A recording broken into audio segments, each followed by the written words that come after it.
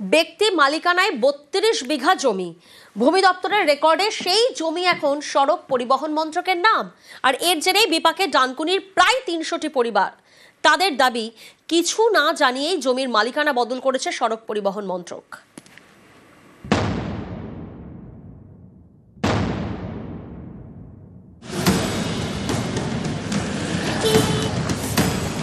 হুগলির ডানকুনি পুরসভার ৪ নম্বর ওয়ার্ড আঁকডাঙ্গা, এখান দিয়ে গেছে ১৯ নম্বর জাতীয় সড়ক।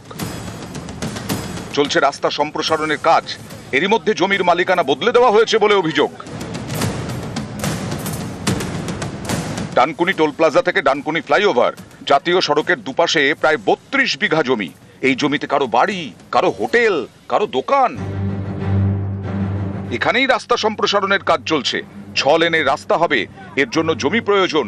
স্থানীয়দের দাবি, এ নিয়ে জাতীয় সড়ক কর্তৃপক্ষ তাদের সঙ্গে কোনো কথা বলেনি, নোটিশও দেয়নি, কিন্তু কাগজে কলমে তারা এখন জমির মালিক নন। ভূমি দপ্তরের রেকর্ডে জমির মালিক এখন সড়ক পরিবহন মন্ত্রক। কিন্তু এটা হলো কিভাবে? চিন্তায় প্রায় ৩০০টি পরিবার।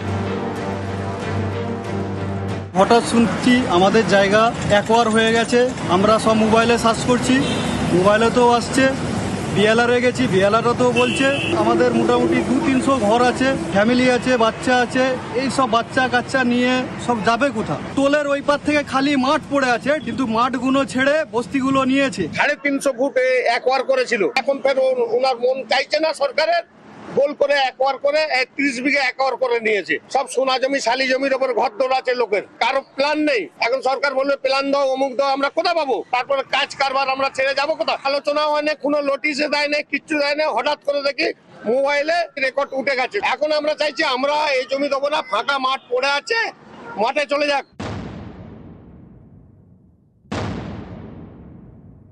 এটা খুব দুর্ভাগ্যজনক ব্যাপার। বিএলআর, এসডিএলআর সবার সঙ্গেই কথা হয়েছে।